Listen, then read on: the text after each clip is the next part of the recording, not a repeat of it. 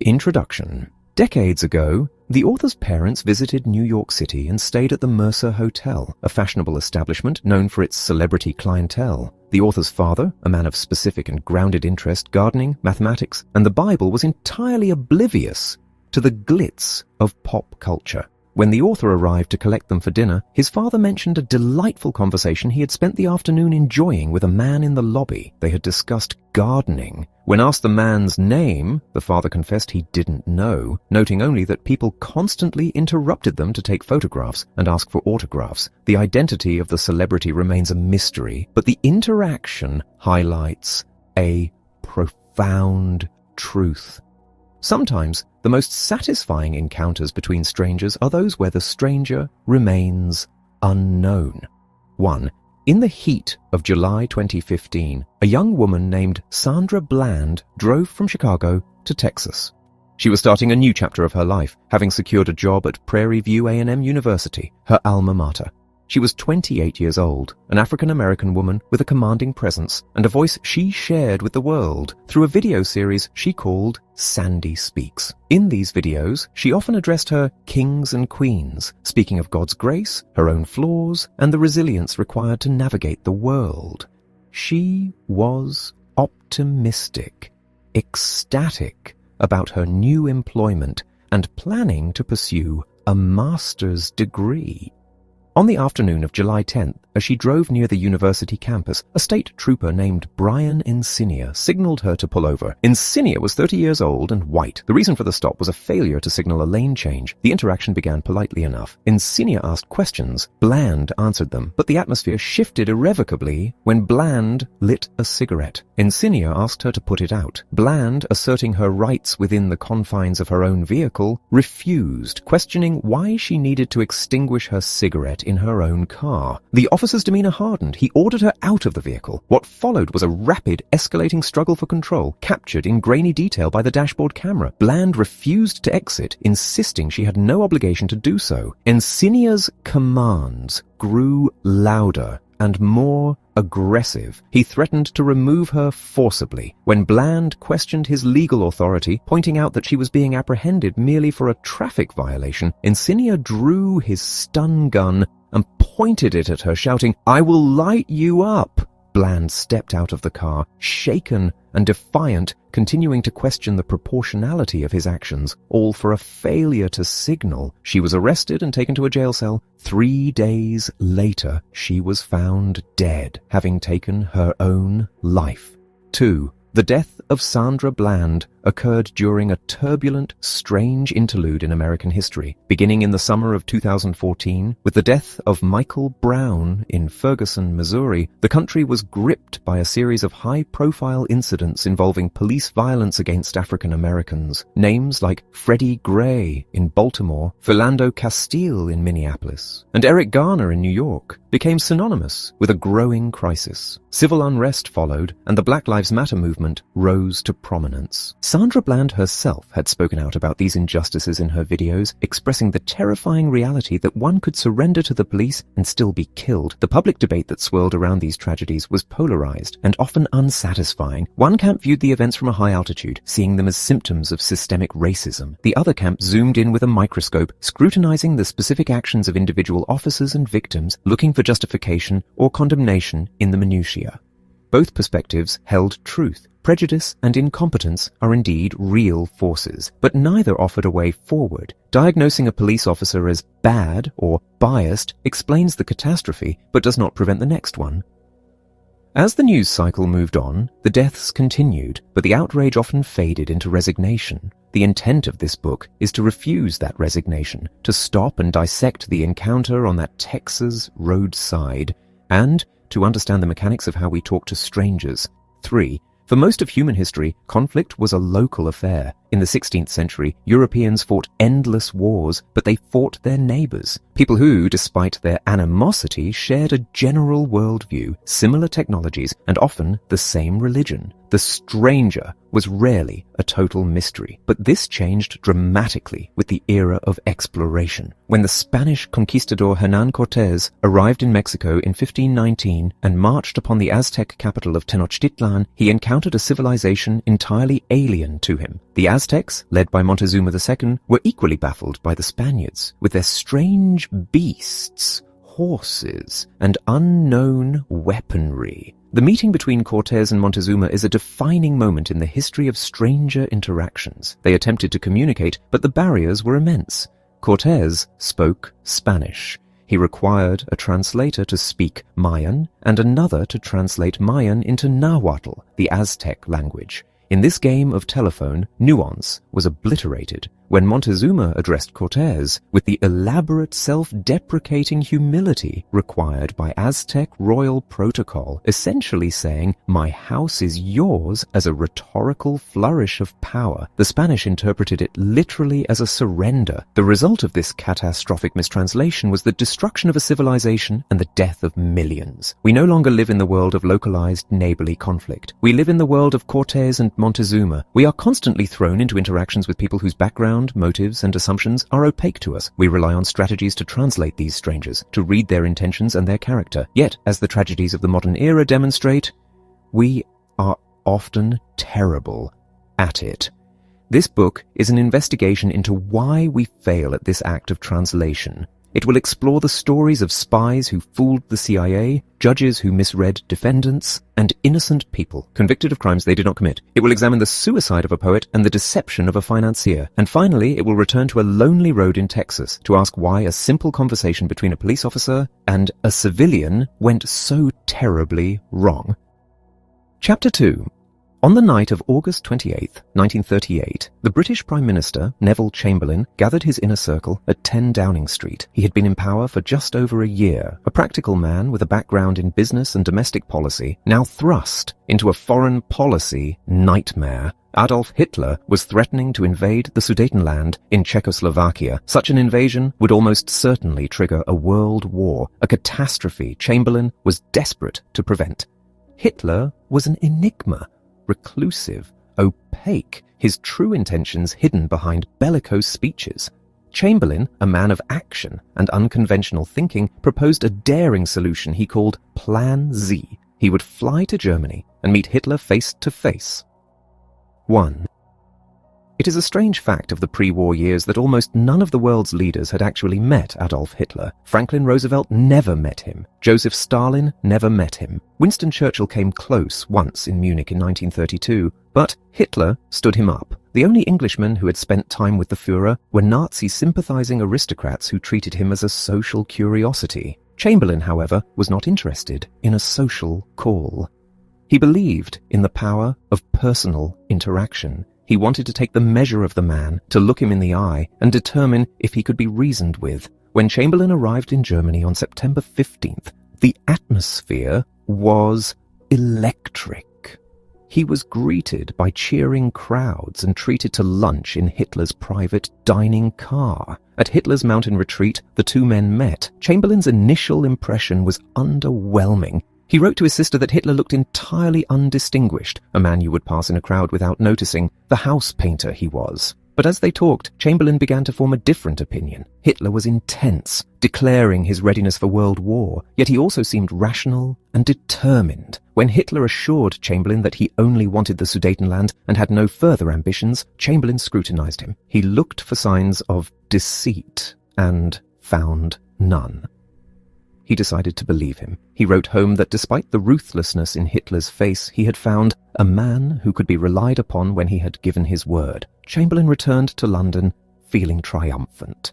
He told the world that he and Herr Hitler fully understood one another. He promised to meet Hitler again, joking that the next meeting should be closer to England to spare an old man the long journey. The crowds laughed and cheered. 2. History has judged Neville Chamberlain harshly. He is remembered as the naive appeaser who was charmed and outmaneuvered by a tyrant. But this criticism misses a more profound puzzle. Chamberlain was not the only one to fall under Hitler's spell. He was merely the most prominent. He flew to Germany 3 times. He dined with Hitler argued with him and watched him closely. He noted the double handshake Hitler used to show special friendship. He saw a man who was excited perhaps, but not insane. Chamberlain was operating on a universal assumption that we can understand a stranger better by meeting them. We believe that personal interaction provides unique, invaluable data. We interview babysitters, employees, and tenants because we trust the evidence of our eyes. Chamberlain trusted his eyes. Yet, the people who correctly identified Hitler as a duplicitous monster were the ones who never met him. Winston Churchill read Hitler's words and tracked his actions from afar, concluding correctly that he was a thug. Duff Cooper, a cabinet minister who resigned in protest, never met Hitler. The only British diplomat who met Hitler and saw through him was Anthony Eden. Everyone else who sat in a room with the Führer, Lord Halifax, the worldly and religious aristocrat, Neville Henderson, the ambassador who spent hours with Hitler, came away deceived. They saw rationality where there was madness and sincerity where there was lies. The puzzle is not just that Chamberlain was wrong. It is that the very act of meeting Hitler made him less likely to see the truth. The personal interaction that we value so highly acted as a blinder. 3. Imagine a courtroom in New York City. A judge, let's call him Solomon, sits on the bench. He is experienced, thoughtful, and compassionate. Every day, a parade of strangers stands before him for arraignment. These are defendants arrested in the previous 24 hours. Solomon has a file on each of them, their criminal record, their age, the charges, but he also has the person right in front of him. Solomon listens to the lawyers. He watches the defendant. He tries to gauge their character. Is this teenager a danger to the community or a good kid who made a mistake? Is the older man in the Guayabera shirt accused of a crime by a 6-year-old, a predator, or the victim of a misunderstanding? The law, like Neville Chamberlain, believes that looking a stranger in the eye is essential to justice. Solomon has to make a high-stakes decision: grant bail or send the defendant to jail until trial. If he releases a dangerous person, they might commit a violent crime. If he jails an innocent one, he ruins a life. To make this call, Solomon relies on the file, the testimony, and, crucially, his own intuition derived from face-to-face contact. He looks for the glassy-eyed look of the mentally ill, or the respectful demeanor of the repentant. He tries to read the stranger's soul. 4. Does the face-to-face meeting actually help Solomon? A team of researchers led by economist Sendil Mullainathan decided to find out. They gathered the records of over 500,000 defendants in New York City. They fed this data, age, criminal history, charge, into an artificial intelligence system. They then asked the computer to predict who, if released, would commit a crime or fail to show up for trial. The computer had a handicap. It could not see the defendants. It couldn't hear their voices, see their clothes, or look them in the eye. It had only the dry facts of the rap sheet. The judges, meanwhile, had all the facts plus the personal interaction. The results were devastating for the humans. The computer's list of released defendants was 25% less likely to commit a crime than the list chosen by the judges. When the computer flagged the 1% of defendants who were high risk, extremely dangerous, the judges released nearly half of them. The judges were not just slightly worse. They were making fundamental errors. They were looking at dangerous people and seeing harmless ones. Why? Because the extra information they got from the personal interaction, the demeanor, the glassy eyes, the polite, "Yes, Your Honor," was not useful information. It was noise. It was a distraction. Just as orchestras discovered that blind auditions, where the musician plays behind a screen, lead to better hiring decisions, the Bale study suggests that we might be better judges of character if we never looked at the person at all. 5. Back in 1938, Chamberlain returned to Germany for his third visit. He felt he knew Hitler now. He believed Hitler's promise that the Sudetenland was his final demand. In a private meeting at Hitler's apartment, Chamberlain produced a piece of paper, a written agreement of peace between their two nations. Hitler, eager to be rid of him, shouted, "Ja! Ja!" and signed it. Chamberlain flew home a hero. He waved the paper to the crowds at the airport. From the window of 10 Downing Street, he declared, "I believe it is peace for our time." He told the British people to go home and sleep quietly in their beds. Less than 6 months later, Hitler broke his word and invaded the rest of Czechoslovakia. A year later, he invaded Poland, and the world was consumed by war. Chamberlain's failure was not one of intellect. It was a failure of the specific tools we use to understand strangers. The judge fails for the same reason. They struggle because the person sitting across from them is complex, and the clues they rely on, the handshake, the gaze, the tone of voice, are often misleading. We think the stranger is transparent, but they are not. 6. Consider a simple psychological test. You are given word fragments and asked to fill in the blanks. For example, GLTR. You might write water or hater. Psychologist Emily Pronin gave this test to a group of people. Afterward, she asked them, "What do your word choices reveal about your personality?" The participants were dismissive. They said things like, "It was just random," or "I just wrote the first word that came to mind," or "It reveals my vocabulary," nothing else. They refused to believe that a simple word game could unveil the depths of their own complex characters. We see ourselves as nuanced, multifaceted beings who cannot be summed up by a few scribbles on a page. Then, Pronin showed the group the word choices made by other people. Strangers. She asked, "What does this reveal about their personalities?" Suddenly, the skepticism vanished. The participants became instant profilers. "This person is goal-oriented," they said of someone who wrote winner. "This person is aggressive," they said of someone who wrote attack. "This girl is having relationship trouble," they said of someone who wrote cheat. This is what Pronin calls the illusion of asymmetric insight. We are convinced that we are complex and enigmatic, but that strangers are simple and easy to read. We believe we can know them better than they know us. Chamberlain believed he could read Hitler. The judges believe they can read the defendants. We look at a few clues and think we have seen the truth. But if this book argues one thing, it is this: strangers are not easy. Chapter 3. In the early 1990s, the waters of the Florida Straits became the stage for a desperate exodus. Thousands of Cubans, fleeing the regime of Fidel Castro, took to the sea in vessels that could barely be called boats, contraptions lashed together from inner tubes, metal drums, and wooden doors. It was a journey of 90 miles, and for many, it was a death sentence. Estimates suggest that as many as 24,000 people perished in the attempt. In response to this humanitarian disaster, a group of Cuban émigrés in Miami formed Hermanos al Rescate, Brothers to the Rescue. They assembled a makeshift air force of single-engine Cessna Skymasters and patrolled the skies, spotting refugees and radioing coordinates to the Coast Guard. They saved thousands of lives. But heroism often breeds ambition. Over time, the pilots of Hermanos al Rescate grew bolder. They began flying into Cuban airspace, dropping leaflets over Havana that urged the people to rise up against their government. The Cuban regime was humiliated and outraged. On the afternoon of February 24th, 1996, the tension snapped. 3 of the group's Cessnas took off for the Straits. As they approached the Cuban coastline, 2 Cuban Air Force MiG fighter jets intercepted them and shot 2 of the planes out of the sky. All 4 people on board were killed. The international reaction was swift and furious. The United Nations denounced the act. President Clinton spoke gravely to the nation. The Miami émigré community was incandescent with rage. The shoot-down had occurred in international airspace, an act tantamount to war. Transcripts of the Cuban pilots' radio chatter were released, revealing a chilling callousness. "We hit him, cojones! We hit him!" one pilot crowed. "This one won't fuck with us anymore." Yet, in the midst of this geopolitical firestorm, a strange counter-narrative emerged.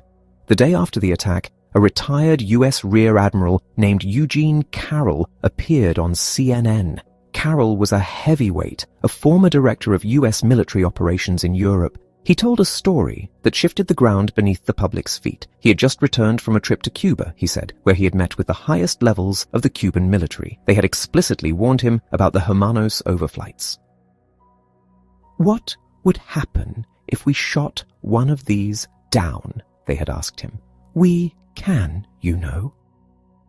Carroll had taken this warning seriously. Immediately upon his return, the day before the shoot-down, he had briefed the State Department and the Defense Intelligence Agency, DIA. He had told them the Cubans were out of patience, and the US government had done nothing. Suddenly, the story wasn't just about a Cuban atrocity, it was about American incompetence. Fidel Castro didn't need to go on television to defend himself. He had a retired American admiral doing it for him. 2. There was something unsettlingly perfect about the timing. The Cubans plan a murder in the sky. The day before, a credible American insider delivers a specific warning to the US government. The day after, that same insider is on global television saying, "I warned them." It had the distinct aroma of a scripted event. A masterful stroke of public relations designed to neutralize the fallout of a war crime. Reg Brown, a counterintelligence analyst at the DIA, watched this unfold with deep suspicion. His job was to understand how Cuban intelligence tried to manipulate the United States, and this felt like a manipulation. He dug into the logistics of Admiral Carroll's briefing. Who had arranged it? Who had ensured that Carroll was in the room with the right people on the exact day before the attack? The name he found was Ana Belén Montes. Montes was a legend inside the American intelligence community. She was the DIA's top analyst on Cuba, a woman so respected she was known as the Queen of Cuba. She had won medal after medal, accolade after accolade. George Tenet, the director of the CIA, had personally honored her. Yet here she was, the architect of a briefing that seemed to serve Havana's interests more than Washington's. Brown's suspicions deepened when he learned of Montes's behavior on the night of the crisis. When the planes were shot down, Montes had been summoned to the Pentagon to manage the situation. It was a all-hands-on-deck moment. Yet early that evening she had abruptly left. She told her colleagues she was tired and went home. To Brown, this was inexplicable. In the middle of the biggest crisis of her career, the Queen of Cuba had clocked out. Brown took his concerns to Scott Carmichael, the DIA's mole hunter. Carmichael was a man of instincts, but he was also careful. Accusing a star employee of treason based on a hunch was a career-ending move if he was wrong, but he agreed to interview her. When Carmichael brought Montes in, she was cool and composed. She explained away the Admiral Carroll briefing as a coincidence. A friend had suggested she meet him. She explained her early departure from the Pentagon as a result of fatigue and hunger. The cafeteria had been closed, she was hypoglycemic, and there was nothing left for her to do. Carmichael listened. He watched her demeanor. She didn't seem defensive. She seemed annoyed, perhaps, but fundamentally honest. Her story held together. He checked her facts. They checked out. He decided Reg Brown was just being paranoid. He let her go. It would be 5 years before Carmichael realized his mistake. Ana Montes was not just a sloppy employee. She was a Cuban spy. She had been working for Havana since the day she was hired. 3. We tend to imagine spies as slippery, devious geniuses, masters of deception who can fool the best of us with their brilliance. The reality of Ana Montes was far more mundane and far more terrifying. She wasn't a master of disguise. She didn't have sophisticated tradecraft. When investigators finally raided her belongings, they found the codes she used to communicate with Havana in her purse. In her closet, inside a shoebox, was a shortwave radio. She wasn't even particularly subtle in her work. Brian Littell, a CIA expert on Cuba, recalled meetings where Montes would freeze up when asked about Castro's motives, looking like a deer in the headlights.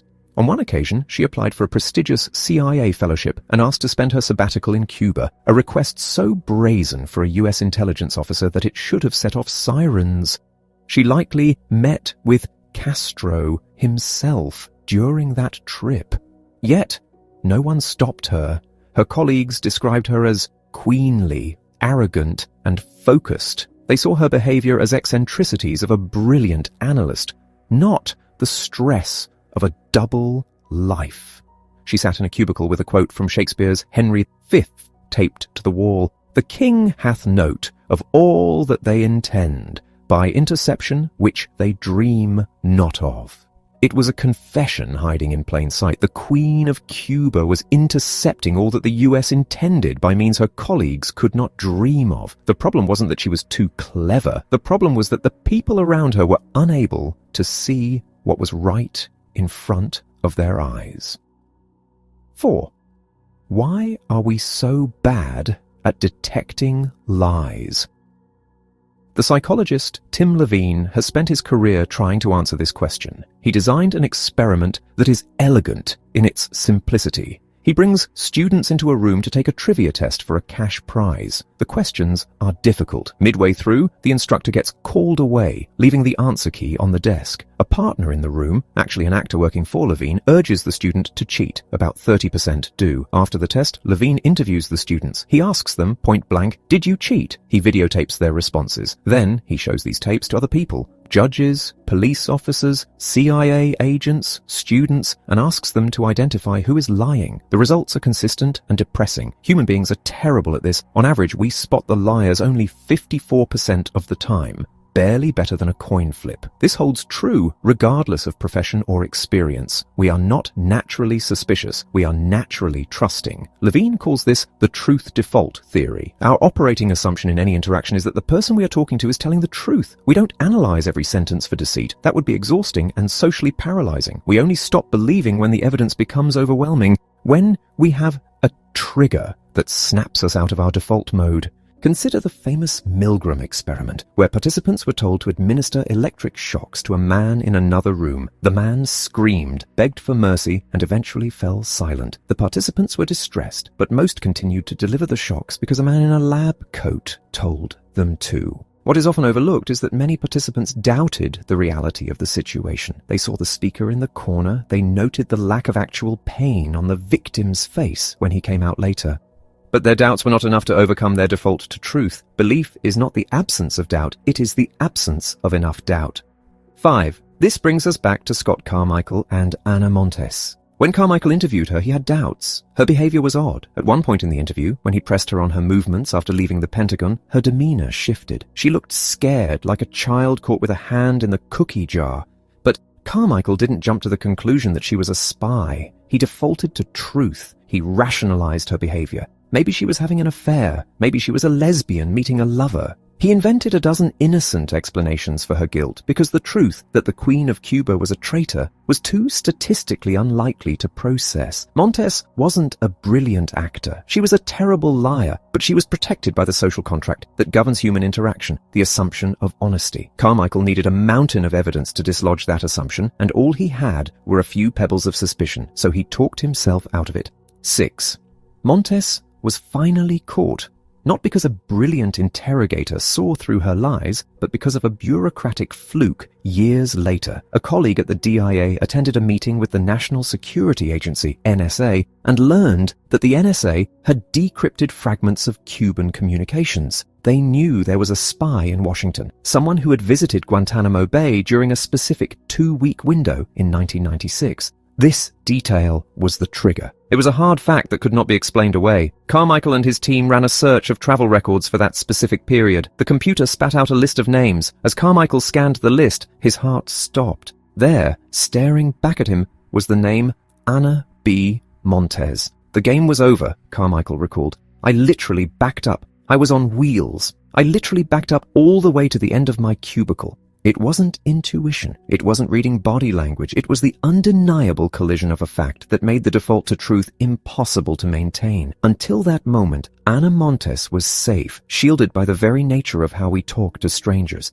Chapter 5. On a quiet Friday evening in February 2001, a graduate assistant named Mike McQuarrie walked into the Lasch football building at Pennsylvania State University. He was 28 years old, a former quarterback for the university's legendary football team, now working his way up the coaching ladder. The building was largely deserted. As he entered the locker room, he heard the sound of water running in the showers. It was 8:30 at night. The sound was unexpected. As he moved closer, he heard something else.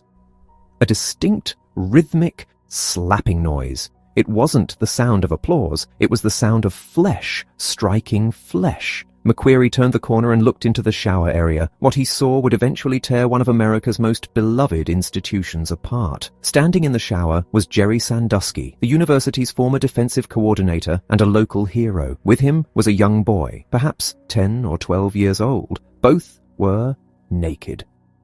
McQuarrie froze. He watched for a moment, his mind struggling to process the scene. He saw intimate contact. He heard the sounds. He made eye contact with Sandusky. Then, shaken and terrified, he backed away. He ran upstairs to his office, his heart pounding, and called his father. 1. This incident, described by McQuarrie in a hushed courtroom 16 years later, became the epicenter of the Jerry Sandusky child sex abuse scandal. The narrative that emerged from prosecutors and the media was stark and horrifying. A man witnessed a rape. He told his superiors, the head coach Joe Paterno, the athletic director, the university president, and for more than a decade, these powerful men did nothing. They covered it up to protect the university's reputation and its football program. When the truth finally came out in 2011, the fallout was biblical. Sandusky was arrested and convicted of 45 counts of child molestation. Joe Paterno, the saint of college football, was fired in disgrace and died shortly thereafter. The university president, Graham Spanier, was ousted and eventually convicted of child endangerment. The public verdict was unanimous. These men were monsters who had sacrificed children to the god of football. But if we look closer at the events of that night and the years that followed, the story becomes less about monsters and more about the crippling human tendency to default to truth. The central question of the Sandusky case is not why evil men did evil things, but why good men, men who devoted their lives to education and character, could stare at evidence of a crime and see only horseplay. 2. Jerry Sandusky was not just a football coach, he was a pillar of the community. He had founded a charity called The Second Mile, designed to help troubled youth.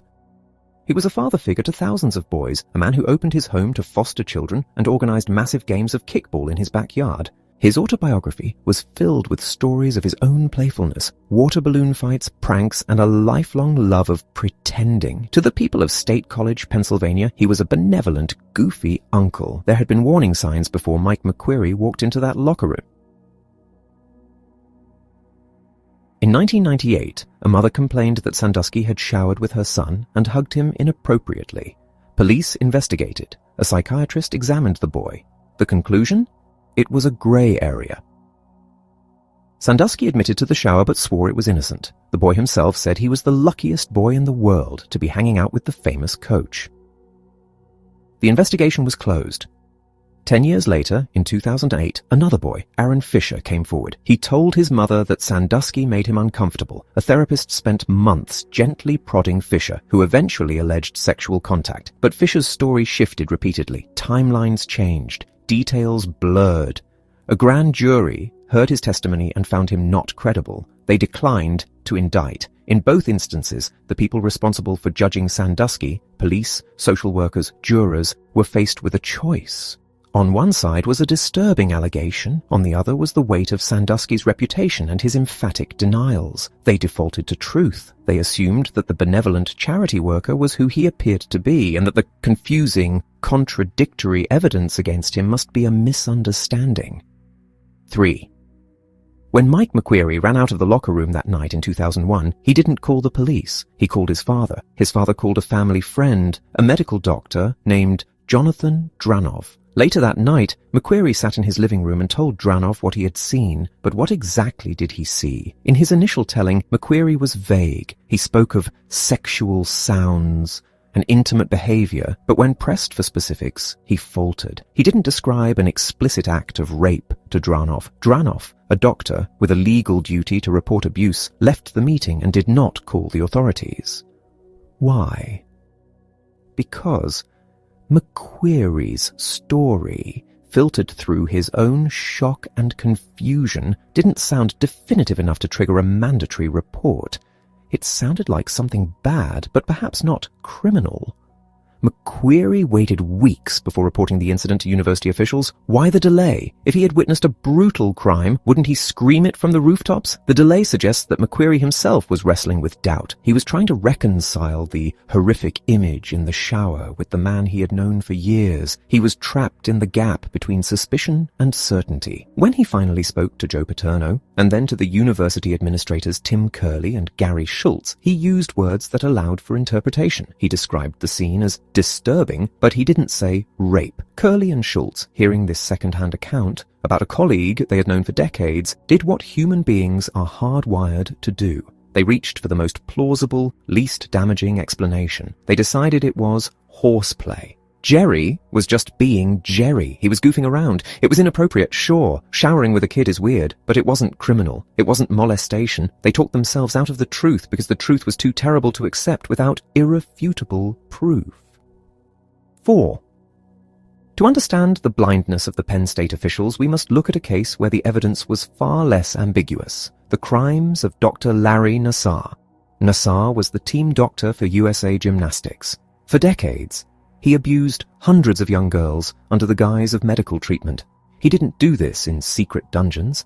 He did it in exam rooms, often with parents sitting right there. He convinced victims and their families that his invasive digital penetrations were a legitimate therapy for back pain. When victims tried to speak up, they were ignored. Coaches, fellow doctors, and even parents defended Nassar. Why? Because he was the nice, helpful doctor who always had candy in his pocket. He was the expert. Parents who watched him treat their daughters suppressed their own unease. They saw what he was doing, but they couldn't believe what they were seeing. One mother, a doctor herself, recalled seeing Nassar with an erection during an exam and thinking, "Poor guy, that's weird," rather than, "He is assaulting my child." If parents can watch a predator abuse their own children and rationalize it away, how can we expect university administrators to instantly diagnose a crime based on a vague second-hand report about a colleague? The parents of Nassar's victims were not monsters. They were victims of the truth default. They trusted the doctor because society functions on trust. If we assumed every doctor was a pervert and every coach a pedophile, the world would grind to a halt. We assume the best until the evidence of the worst becomes overwhelming.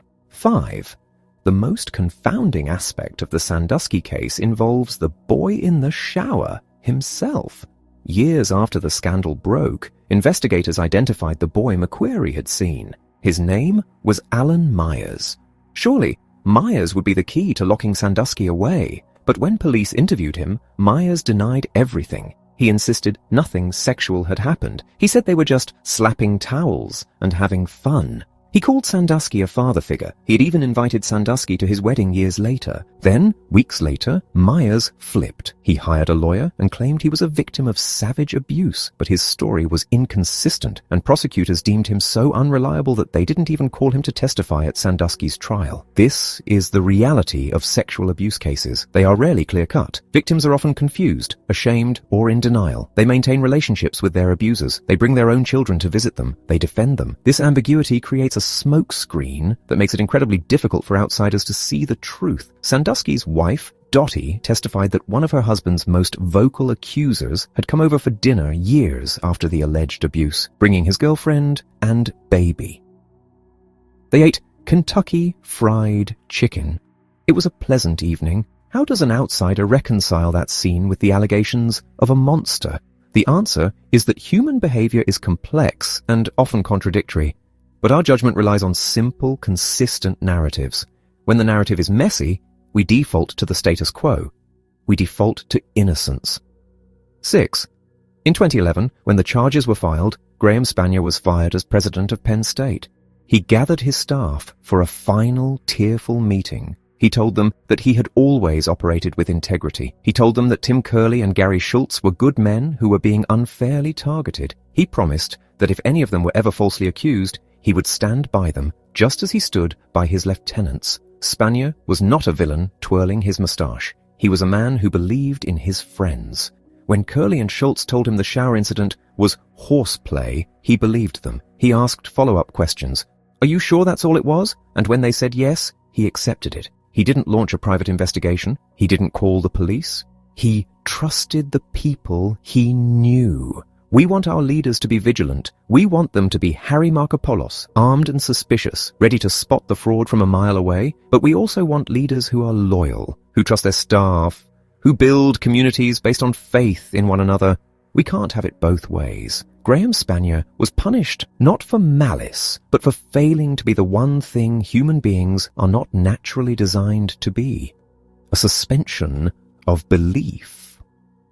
The tragedy of the Sandusky case is not just the crimes committed against children, which are undeniable and horrific. It is the destruction of the people who failed to stop him, not because they were evil, but because they were human. We criminalized their trust, and in doing so, we ignored the terrifying reality that in their shoes, most of us would have done exactly the same thing.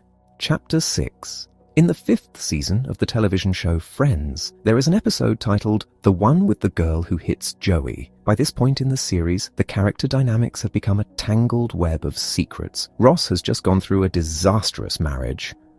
Phoebe has given birth to triplets. But the most significant development is the clandestine romance between Monica and Chandler.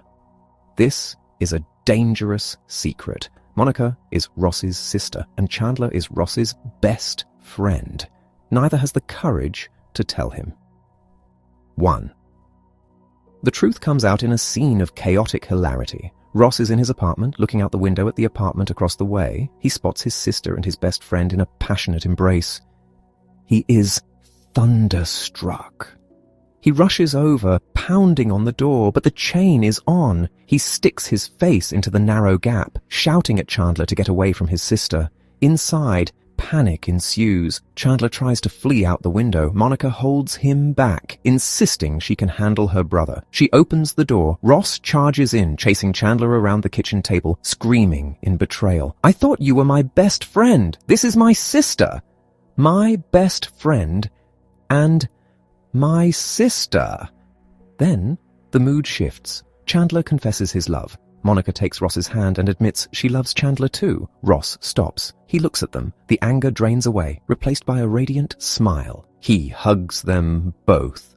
"My best friend and my sister," he yells again, but this time with pure joy. "I'm so happy." If you watched this scene with the sound off, you would still know exactly what was happening. You would see Ross's shock, his rage, his confusion, and finally, his delight. The narrative is perfectly legible without a single word of dialogue. This clarity is the hallmark of Friends, and indeed of most television and film. We never have to guess what a character is feeling. Their faces tell us everything. 2. Jennifer Fugate is a psychologist at the University of Massachusetts who specializes in the facial action coding system, or FACS. This system, developed by psychologists Paul Ekman and Wallace Friesen, is a comprehensive taxonomy of human facial expression. It breaks down every look into its component muscular movements, assigning each a number called an action unit. A genuine smile, for instance, involves the zygomaticus major muscle pulling up the lip corners, action unit 12, and the orbicularis oculi muscle crinkling the eyes, action unit 6. A fake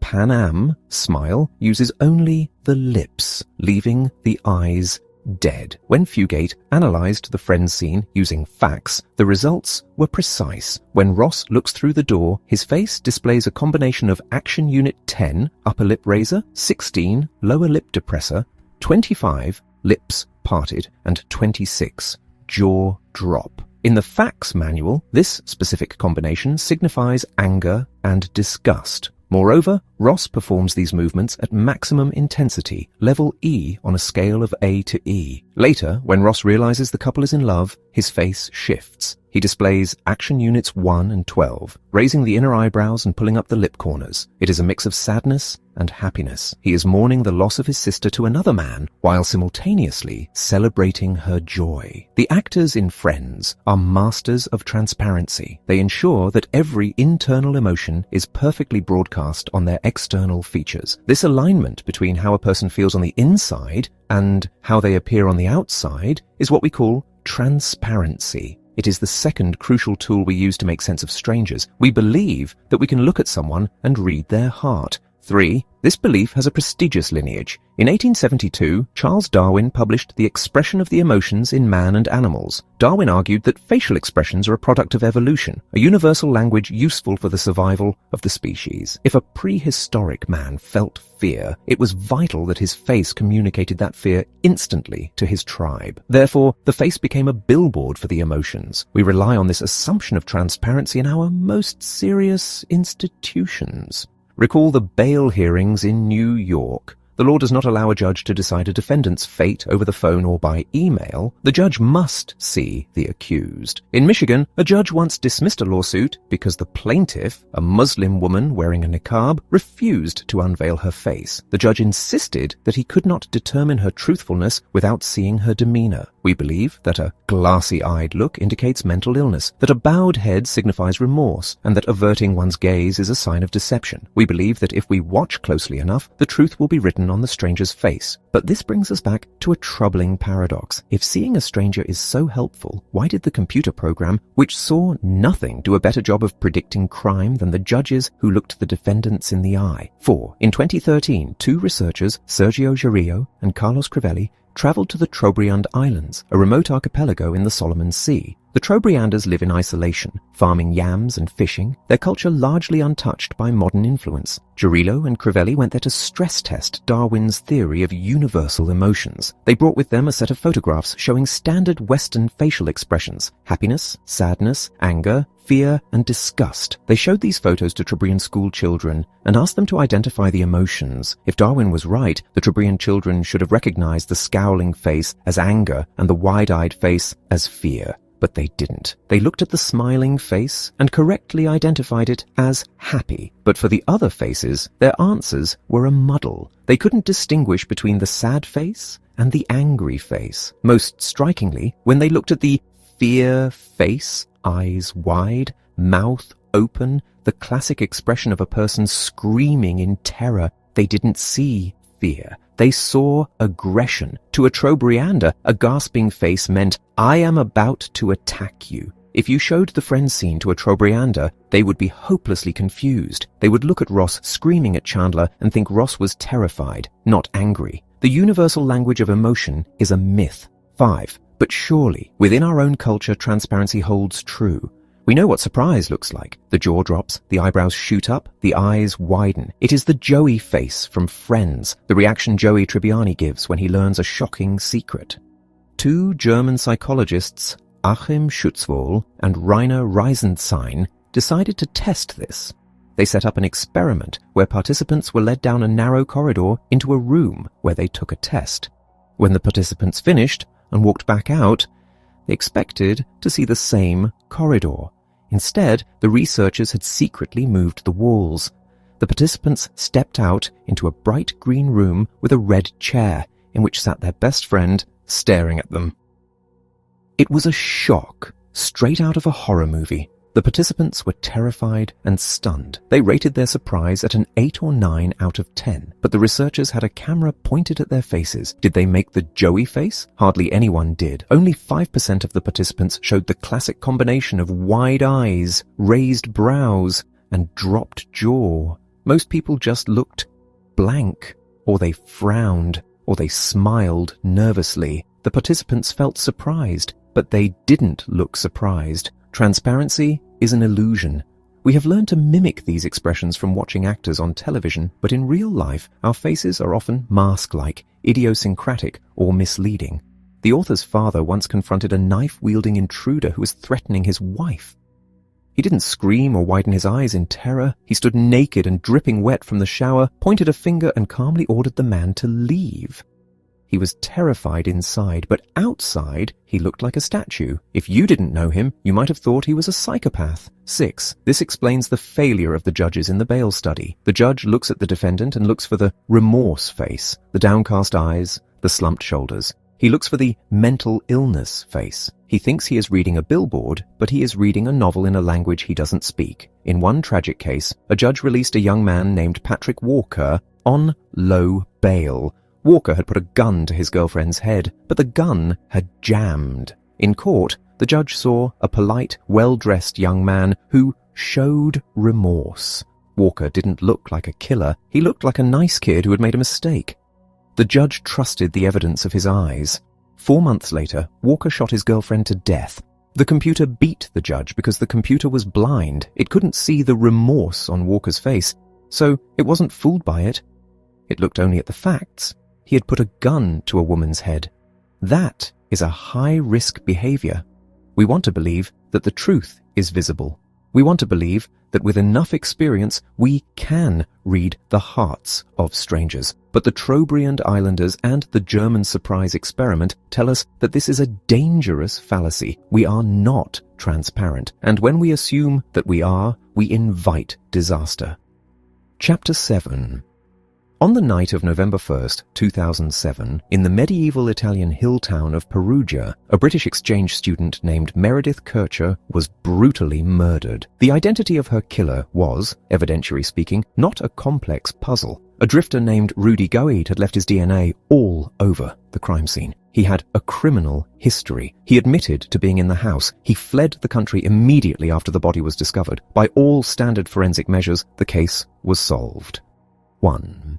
Yet, the gaze of the Italian police, the international media, and the public did not settle on Rudy Gued. Instead, it fixed with laser intensity on Kircher's roommate, a 20-year-old American student named Amanda Knox.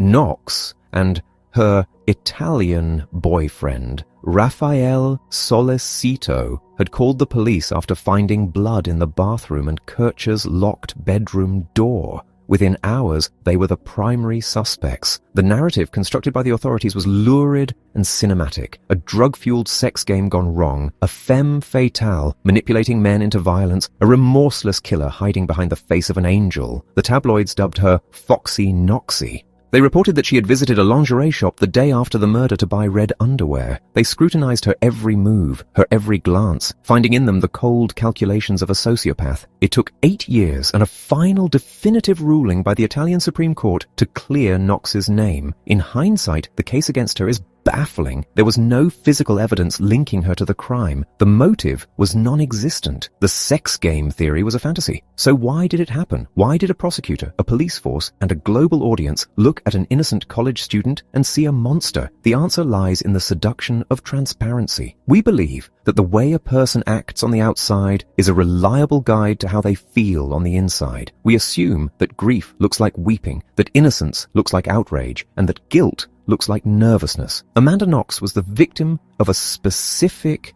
catastrophic error in this assumption. She was an innocent person who acted guilty. 2. To understand the mechanics of this error, we must return to the laboratory of psychologist Tim Levine. In his deception experiments, where students attempted to cheat on a trivia test and then interviewed about it, Levine discovered something that upended the traditional understanding of lie detection. For decades, social scientists believed that people were simply bad at detecting lies, performing barely better than a coin flip. But Levine realized this average masked a deeper truth. We are actually quite good at spotting liars if they act like liars. If a student cheats and then stammers, blushes, and looks away when asked about it, we spot them instantly. Levine calls these people matched. Their external demeanor matches their internal reality. We are also good at spotting truth-tellers who act like truth-tellers. If an honest student looks you in the eye and denies cheating with righteous indignation, we believe them. They too are matched. The system falls apart, however, when we encounter the mismatched. These are the people who complicate the human desire for transparency. There is the sincere liar, the sociopath who can look you in the eye and lie without blinking. This is the category occupied by Bernie Madoff and Kim Philby.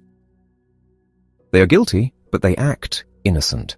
Then there is the inverse, the innocent person who acts guilty. This is the nervous Nelly, the person who fidgets, stammers, and looks evasive even when they have done nothing wrong. In Levine's experiments, when viewers watch a video of a nervous Nelly telling the truth, they almost instinctively mark her as a liar. Her demeanor triggers all the wrong signals. She is mismatched. 3. Amanda Knox was mismatched. To her friends in Seattle, Knox was a known quantity. Quirky, socially awkward, a bit of a hippie. She was the kind of girl who sang loudly in hallways, walked down the street like an elephant to make people laugh, and was fundamentally earnest but immature.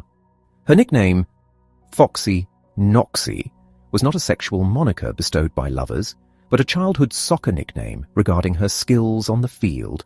But in Perugia, surrounded by strangers and police officers who did not know her context, her quirkiness was read as pathology.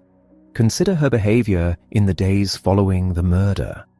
While Kircher's other friends were weeping and huddled in somber silence, Knox was seen kissing Solicito. At the police station, she didn't sit quietly. She did cartwheels and the splits. When a friend expressed hope that Kircher hadn't suffered, Knox blurted out, "Of course she suffered. She bled to death."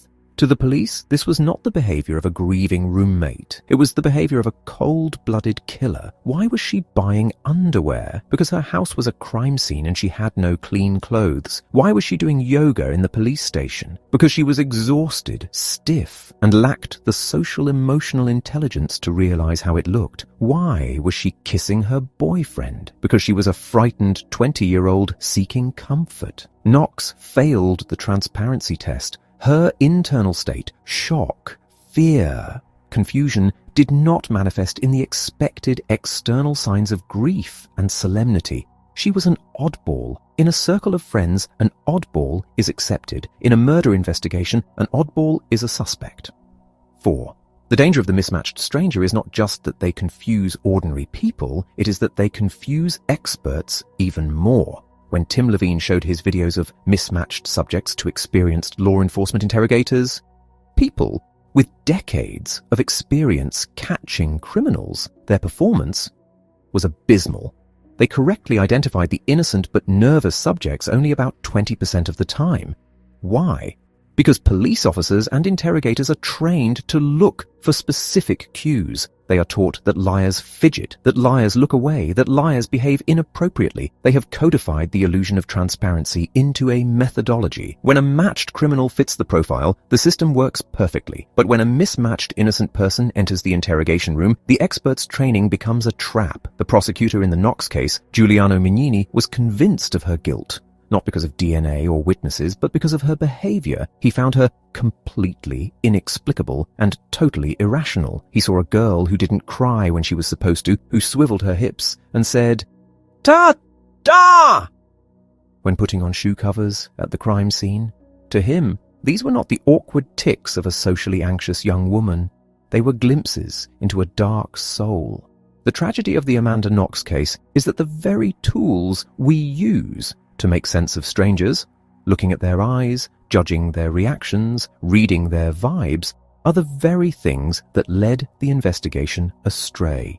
We want to believe that the truth is written on the face, but for the mismatched, the face is a liar. And when the legal system insists on reading it as a map, innocent lives are destroyed. Chapter 8.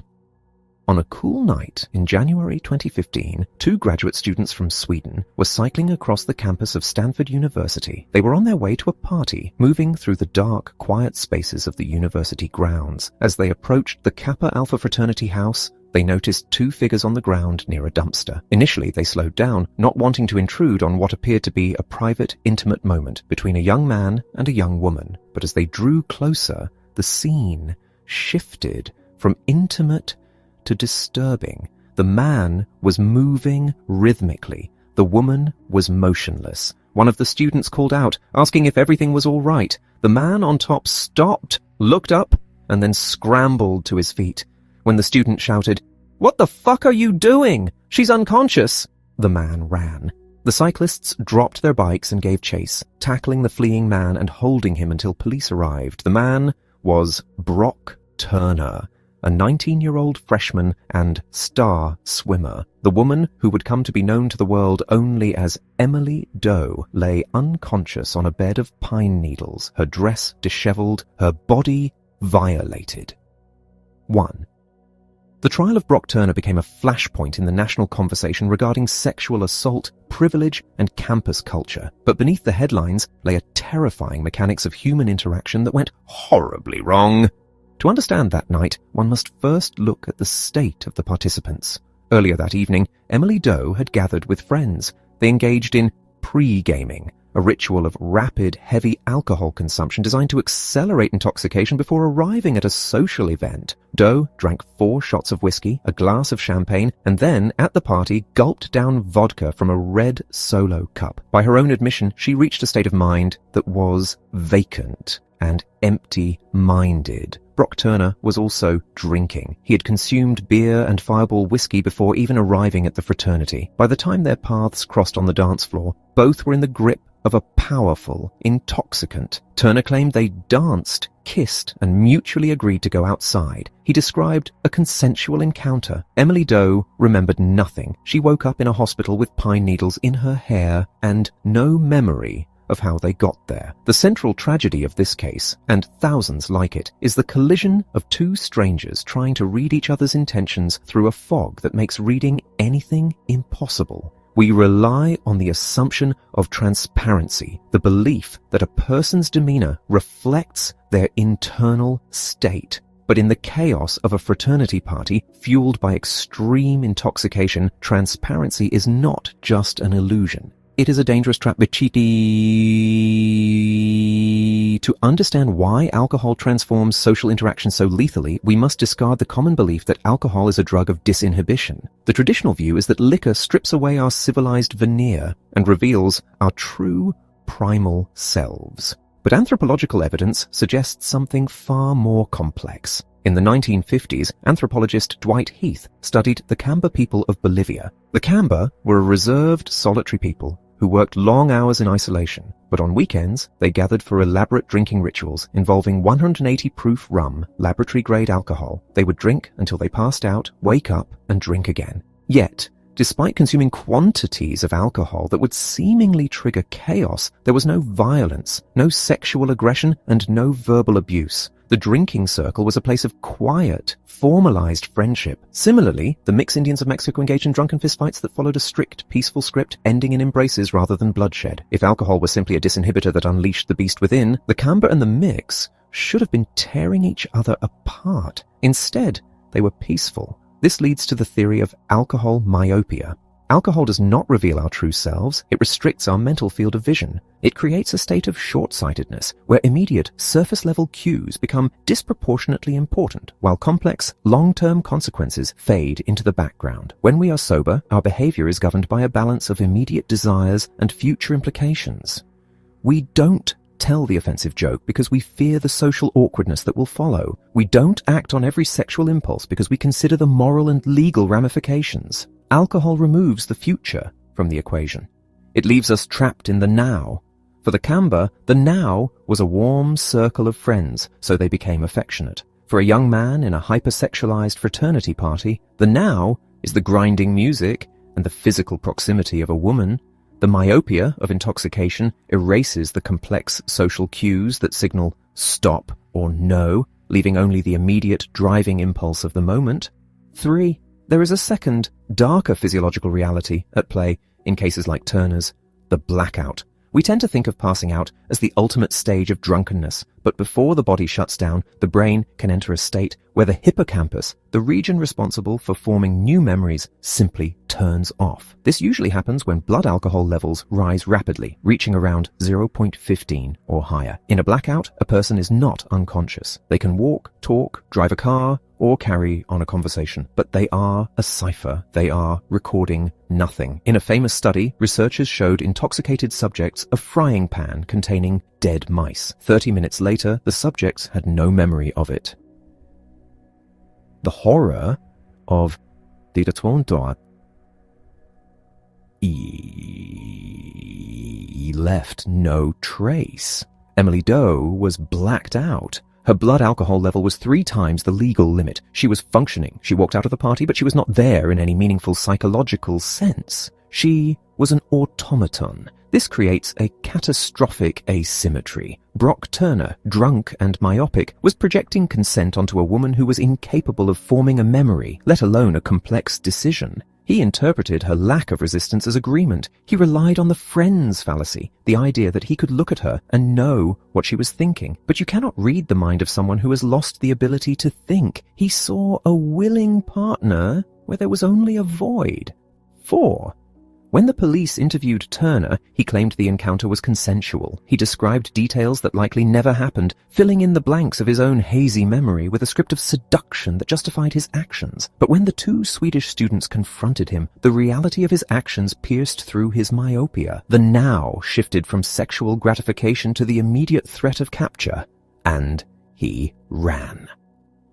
At his trial, Turner attempted to frame the evening as a misunderstanding fueled by a campus drinking culture. In her victim impact statement, a document of searing clarity and pain, Emily Doe rejected this sanitization. She pointed out that alcohol was not the one who stripped her and violated her. Alcohol was the vehicle, but it was not the perpetrator. She wrote of the devastation the assault visited upon her life, the loss of independence, the nightmares, the humiliation of waking up in a hospital with no memory of how she had been broken. Her testimony highlighted the profound failure of our strategies for talking to strangers. We send young people into environments saturated with a drug that eliminates their ability to process nuance. We assume they can read each other's minds, and then we are shocked when they destroy one another. The lesson of the fraternity party is that transparency is a myth we cannot afford to believe in, especially when our judgment is impaired. If we want to understand the stranger, we must be sober, alert, and humble. We cannot rely on the easy assumption that what we see on the surface is the truth, because often, under the influence of alcohol and the pressure of the moment, the surface is all there is.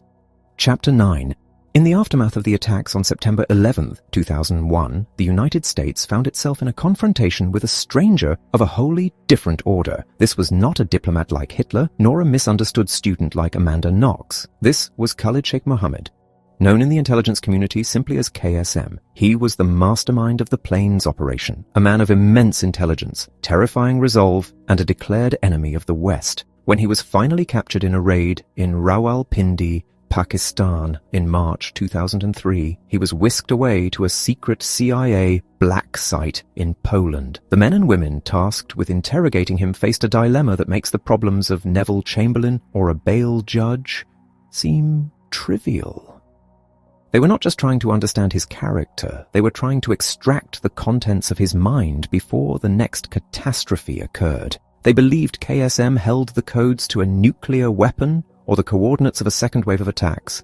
The clock was ticking. The stakes were existential. And so, the United States decided to abandon the standard rules of engagement and embark on a dark experiment in human psychology. 1. The architect of this new interrogation program was not a spy or a soldier, but a psychologist named James Mitchell. Mitchell had spent his career in the U.S. Air Force's SEER program, Survival, Evasion, Resistance, and Escape. His job had been to train American pilots how to resist torture if they were shot down behind enemy lines. He knew the mechanics of breaking a man because he had spent decades teaching men how not to break. After 9/11, the CIA asked Mitchell to reverse engineer his knowledge. Instead of teaching resistance, they wanted him to overcome it. Mitchell proposed a theory based on the concept of learned helplessness, discovered by the psychologist Martin Seligman in the 1960s. Seligman had found that if you subjected a dog to painful, unpredictable electric shocks from which it could not escape, the animal would eventually stop trying. It would collapse into a state of total passivity. Even if you opened the cage door, the dog would not run. It had learned that its actions were futile. Mitchell believed that if he could induce this state in a terrorist, if he could sever the link in KSM's mind between resistance and survival, the man would become compliant. He would cease to be a soldier and become a tool. He would answer every question because he would no longer have the will to lie. To achieve this, Mitchell designed a suite of enhanced interrogation techniques. Sleep deprivation, walling, slamming the prisoner against a flexible wall, facial slaps, cramped confinement, and the most notorious of all, waterboarding. 2. KSM was not a dog. He was a highly intelligent, fanatical human being. When the interrogation began, he was defiant. He treated his captors with disdain, lecturing them on history and religion. He saw himself as a prisoner of war, entitled to the respect due a general. The interrogation team, under immense pressure from Washington to produce results, escalated the techniques. They kept him awake for 180 hours at a time, forcing him to stand in a diaper, shackled to the ceiling. They slammed him into walls, and they took him to the waterboard. Waterboarding is often described as a simulation of drowning, but that is a euphemism. It is a controlled process of slow suffocation. Water is poured over a cloth covering the nose and mouth, filling the sinuses and throat.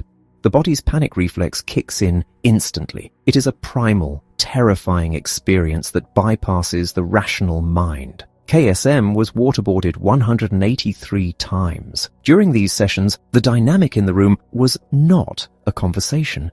It was a war of attrition. KSM fought back. He would watch the water pouring down and count the seconds, knowing the interrogators were limited to specific time intervals. He would adjust his breathing to maximize his endurance. But the relentless pressure took its toll. The sheer physical exhaustion, the disorientation, and the terror eventually cracked his defiance.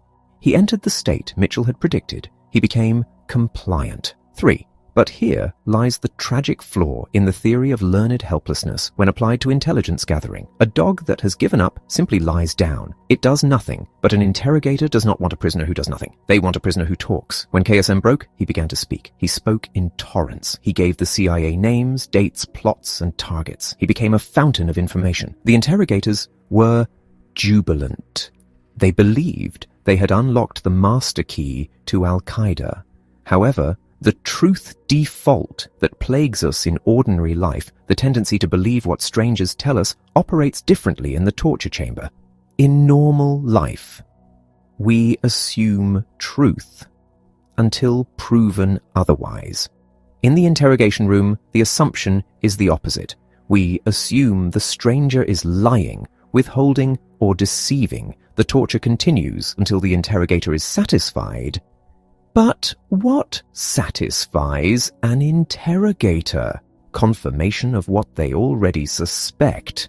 KSM quickly realized that the only way to stop the pain was to tell the interrogators exactly what they wanted to hear. If they asked about a plot to attack the library tower in Los Angeles, he gave them the details of a plot to attack the library tower. If they asked about sleeper cells in Montana, he gave them sleeper cells in Montana. 4. The tragedy of the KSM interrogation is not just moral, it is practical. The use of torture destroyed the very thing the CIA was trying to obtain, reliable information. By inducing learned helplessness, the interrogators removed KSM's agency, but they also removed his connection to reality. He became a mirror, reflecting the fears and theories of his captors back at them. He confessed to targeting a bank in Washington state that he had likely never heard of until they mentioned it.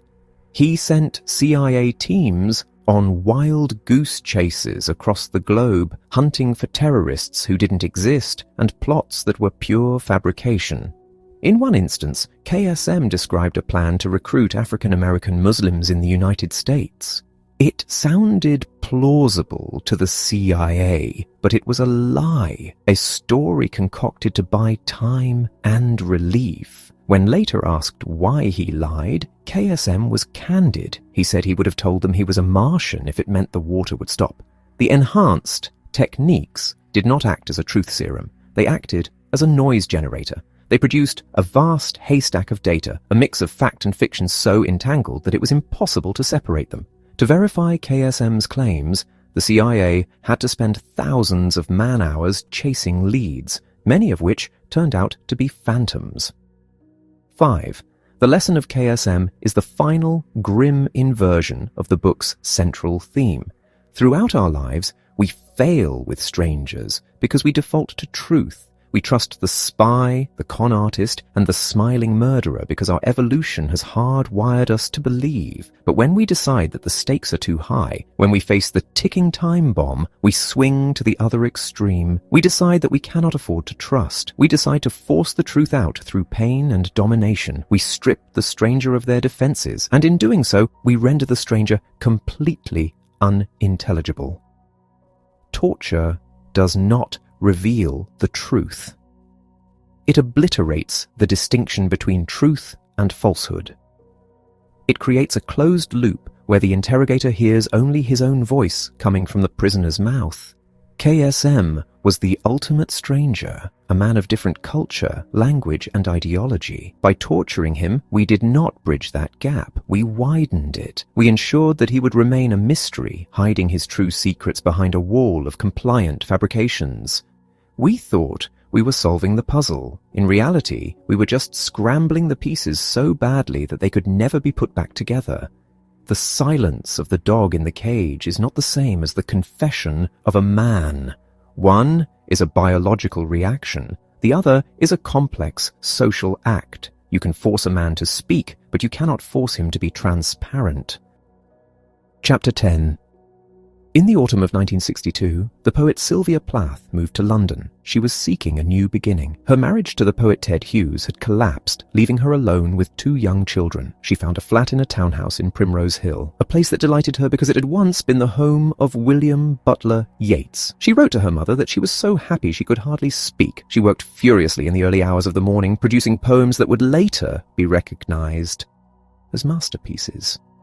She was on the verge of cementing her reputation as one of the significant voices of her generation. But then, the winter came. It was one of the coldest in English history. Pipes froze, the power failed, snow blanketed the city and refused to melt. Plath, who had battled depression for much of her life, felt the darkness returning. When a friend visited her on Christmas Eve, he found the flat cold and bare, Plath's hair loose and wild, giving her the air of a priestess emptied by her rites. The holidays, with their forced cheer, only deepened her isolation. By February, the situation had become desperate. She was feuding with her ex-husband and struggling with her health. On a Sunday evening, after putting her children to bed, she prepared the kitchen. She left food and water for the children in their room and opened their window to ensure they would have fresh air.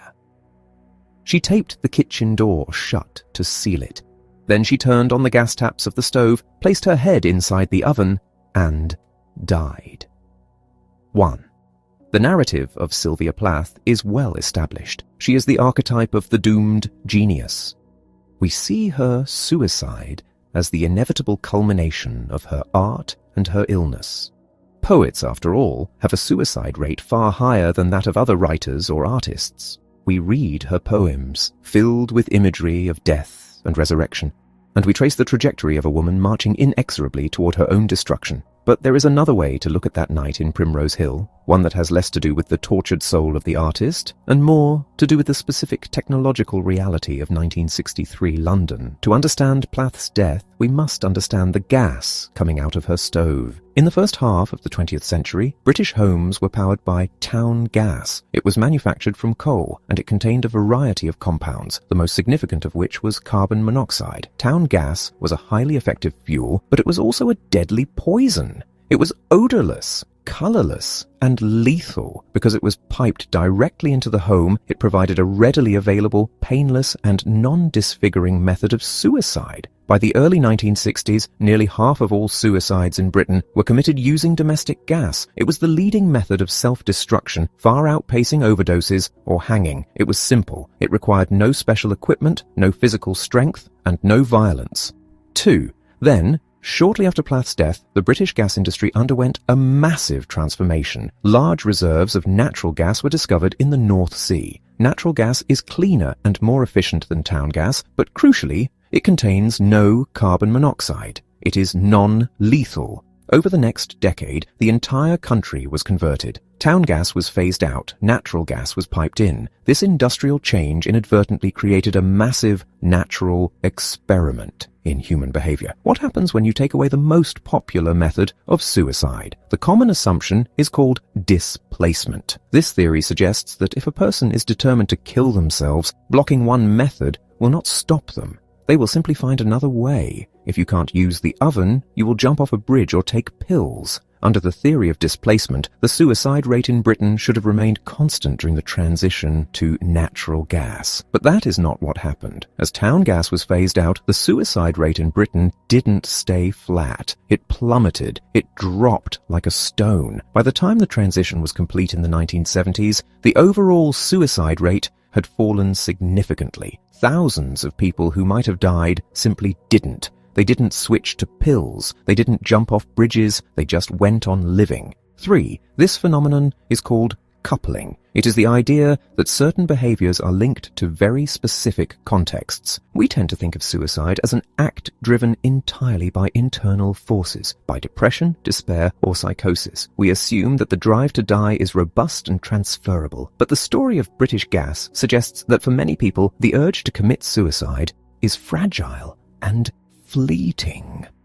It is coupled to a specific time, a specific place, and a specific method. If you take away the method, the urge often passes. Consider the Golden Gate Bridge in San Francisco. Since it opened, it has been the site of more than 1,500 suicides. For decades, officials resisted putting up a suicide barrier, arguing that it was a waste of money because people would just go somewhere else. But when researchers tracked down 515 people who had tried to jump from the bridge and were stopped, they found that 94% of them were still alive years later or had died of natural causes. Only 6% had gone on to commit suicide by another method. The people who wanted to jump off the Golden Gate Bridge didn't want to die by any means necessary. They wanted to jump off the Golden Gate Bridge. The act was coupled to the place. When the bridge was denied to them, they didn't look for a substitute. They chose life. 4.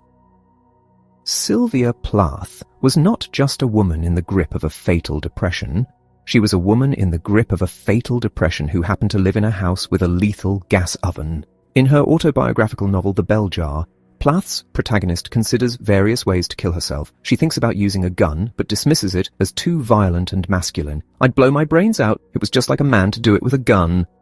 She tries to hang herself, but fails. She tries to drown herself, but keeps floating to the surface. She is looking for a method that fits her, something quiet, clean, and accessible. On that night in 1963, the town gas fit her criteria perfectly. It was there. It was easy. If she had lived in a house with an electric stove, or if she had lived 10 years later when the gas had changed, she might have survived. She might have woken up the next morning, the crisis passed, and gone on to write more poems. Her death was not destiny. It was a tragedy of timing. 5.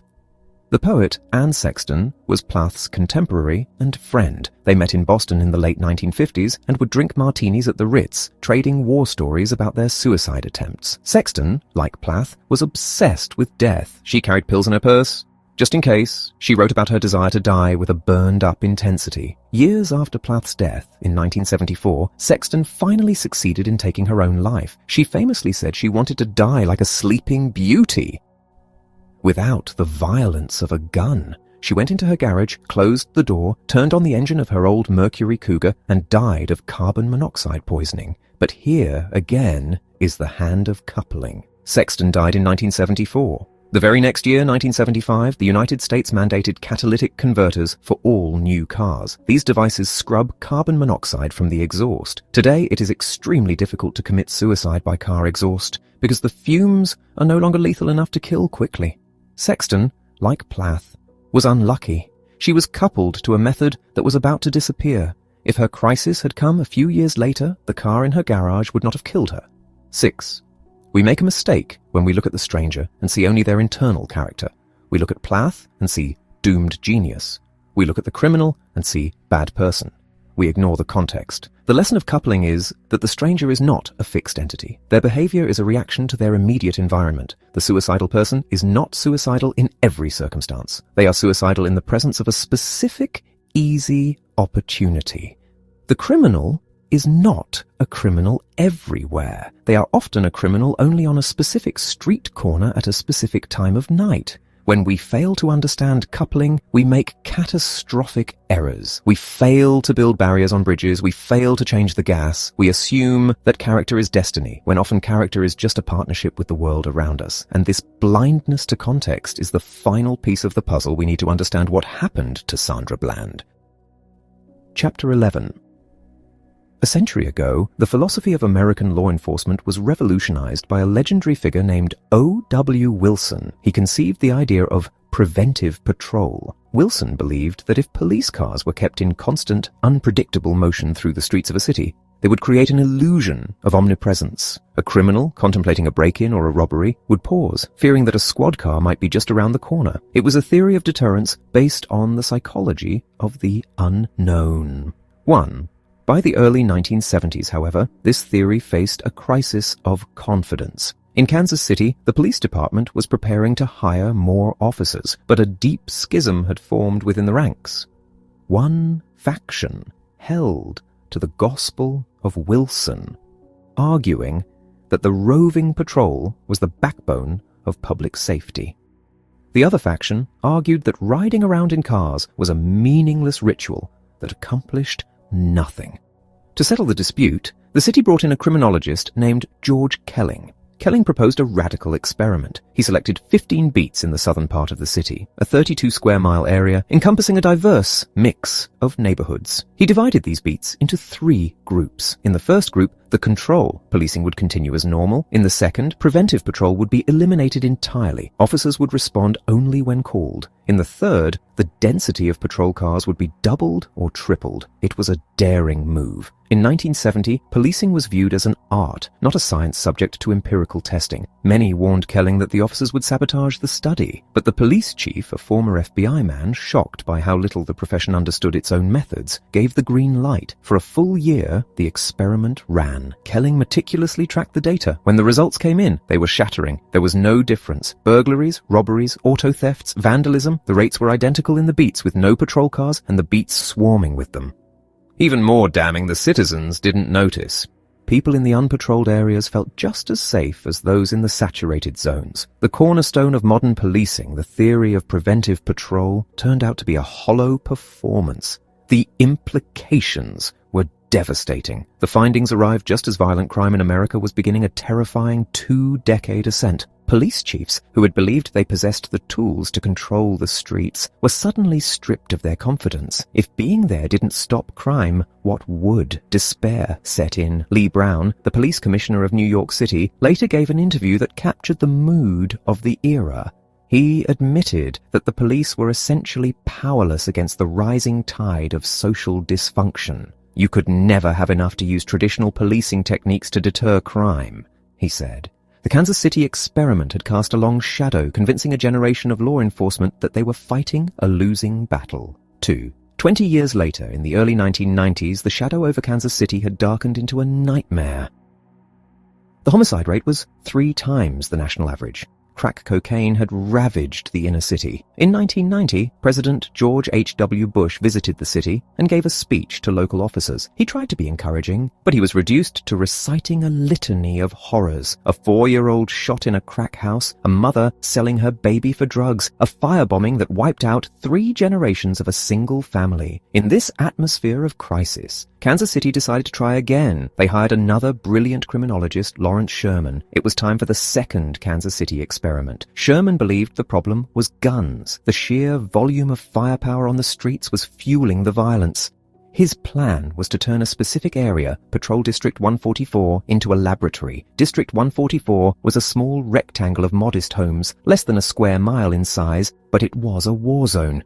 The homicide rate there was 20 times the national average. Drive-by shootings were a bi-monthly occurrence. It was a place where, months earlier, a police officer interrupting a basketball game had been assaulted by the players. Sherman's first attempt to stem the violence was a door-to-door campaign. Officers walked the neighborhood, introducing themselves and handing out flyers with an anonymous hotline number for reporting illegal guns. The residents were welcoming. They wept with gratitude, telling the officers, "Thank God, I didn't think you all would ever come." But the hotline stayed silent. The residents of District 144 were terrified. As one graduate student observer noted, they lived like caged animals in their own homes, blinds drawn tight, bars on the windows. They heard the war outside, but they dared not look. They couldn't help the police because they were too afraid to see what was happening. Sherman tried a second tactic. He brought in a legendary New York City cop named Robert Gallagher, who claimed to have a sixth sense for spotting concealed weapons based on a person's gait. Gallagher taught the Kansas City officers to look for the hitch in a stride, the unconscious adjustment of a waistband. The television show 2020 sent a crew to film the miracle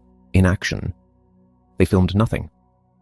The officers stared at pedestrians, looked for the hitch, and found nothing. The art of spotting hidden guns turned out to be another illusion. The experiment was failing. 3. Sherman had one idea left. It was deceptively simple, and it relied on a quirk of the American legal system. The Constitution protects citizens from unreasonable searches. A police officer cannot simply pat down a pedestrian on a hunch. But the moment a citizen steps into a car, the rules change. The traffic code is so vast and minute that virtually every driver at any given moment is violating something. A light is out, a tire is worn, a lane change is too abrupt. The law gives the police the power to stop a motorist for these minor infractions, and once the stop is made, if the officer has a reasonable suspicion of danger, they can search the car. Sherman decided to weaponize the traffic code. He assigned 4 officers to District 144 with a single mandate: patrol the hotspot and stop suspicious cars. They were freed from 911 calls. Their job was to hunt. The officers went to work. They pulled over cars for every conceivable infraction. They looked for the needle in the haystack, and this time, it worked. In the tiny confines of District 144, gun seizures skyrocketed. Gun crimes dropped by half. Homicides plummeted. The officers, previously demoralized, found a new sense of purpose. They were no longer passive observers of a crumbling society. They were hunters. Tonight will be the night, they would say, hungry to find a weapon. The success of the second Kansas City experiment was electric. It reversed the despair of the first experiment. It suggested that the police could make a difference provided they were proactive, aggressive, and relentless. The news spread across the country. From the Drug Enforcement Agency to the North Carolina State Highway Patrol, law enforcement agencies adopted the new gospel: stop everyone, check everyone, find the bad guys. 4. But in the rush to replicate the miracle of District 144, a catastrophic error in translation occurred. Lawrence Sherman was a colleague of David Weisbord, the criminologist who discovered the law of crime concentration. Sherman understood the principle of coupling. He knew that crime was not evenly distributed. It was coupled to specific places. The aggression of the District 144 experiment was designed only for District 144, a place where violence was so endemic that the intrusion on civil liberties was arguably a necessary trade-off for survival. When other agencies adopted the strategy, they ignored the coupling. They took the method, aggressive traffic stops, and applied it everywhere. The North Carolina State Highway Patrol doubled its traffic stops from 400,000 to 800,000 in 7 years. They weren't patrolling a murder capital, they were patrolling the entire state. They were searching for needles in haystacks where there were almost no needles.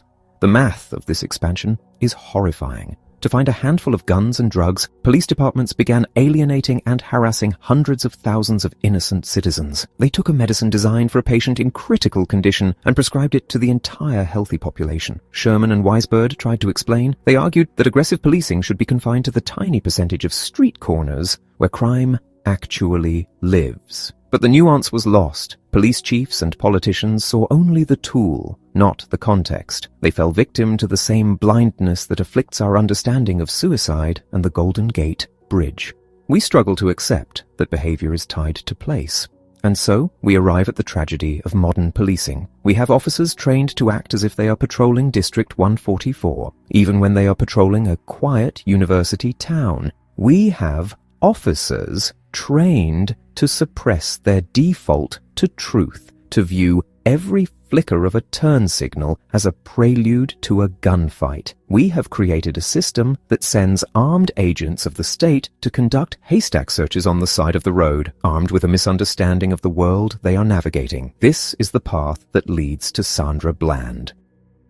Chapter 12.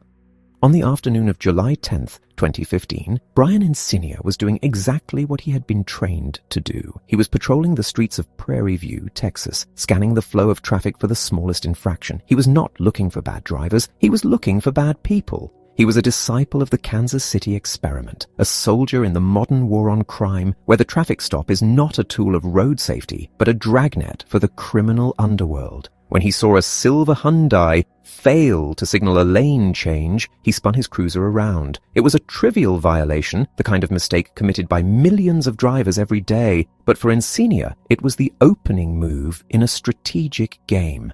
He turned on his lights. Sandra Bland pulled over. 1. To understand why this encounter spiraled into tragedy, we must look at the script Encinia was following. He was using a technique known as the wall of silence. The objective is to unsettle the driver. You ask a question, and then you pause, you stare, you let the silence stretch, creating a vacuum that the driver feels compelled to fill. The theory is that a nervous criminal will start babbling, revealing inconsistencies, and while an innocent person will remain calm. Encinia approached the window. "Hello, ma'am," he said. The reason for the stop is you failed to signal a lane change. Do you have your license and insurance? Bland handed them over. She was irritated. She had just moved to Texas. She was in her own car, minding her own business, and now she was being delayed by a uniformed stranger for a technicality. Encinia took her documents and returned to his cruiser. He ran her name. Nothing came up. No warrants, no criminal history. At this point, the traffic safety function of the stop was complete. He should have written a ticket or a warning and sent her on her way. But Encinia wasn't done. He was hunting. He returned to the window, not to release her, but to probe. "You okay?" he asked. "I'm waiting on you," Bland replied. Her tone was flat, unimpressed. "You seem very irritated," Encinia said. I am. Panondra said no way. "I really am." 2. Here, the illusion of transparency claimed its final victim. Encinia looked at Sandra Bland and saw a woman who was agitated, combative, and rude. To a police officer trained in the logic of the haystack search, agitation is a cue. It is a sign of hidden danger. Why would someone be so angry if they had nothing to hide? Encinia interpreted her demeanor as a prelude to a threat. He saw the criminal face. But Sandra Bland wasn't a criminal. She was a mismatched stranger. She was an activist, a woman with a strong sense of justice who was exhausted and annoyed by what she perceived as harassment. Her anger was not a cover for a weapon. It was a genuine, transparent expression of her feelings. She was telling him exactly who she was, an innocent woman who felt disrespected. Encinia couldn't read her. He was deaf to her frequency. He saw her cigarette and asked her to put it out. "I'm in my car," Bland said. "Why do I have to put out my cigarette?" For Encinia, this was the trigger. A refusal to comply with a direct order, even a legally dubious one, was a sign of escalation. It confirmed his suspicion that he was dealing with a dangerous individual. He ordered her out of the car. She refused. He threatened to light her up with his taser. 3. The tragedy of Sandra Bland is the tragedy of a society that has forgotten how to talk to strangers. We have constructed a system of law enforcement that relies on the impossible. We ask officers to patrol vast, safe areas, the haystacks, and find the needles. To do this, we teach them to suppress their natural human instinct to default to truth. We teach them to view every citizen as a potential deception. Encinia didn't default to truth, he defaulted to suspicion. When Bland said she was irritated, he didn't believe her explanation. He looked for the dark motive behind it. He was operating in a state of high alert, a state where the flicker of a cigarette lighter looks like a gun and the backtalk of a civilian sounds like a prelude to assault.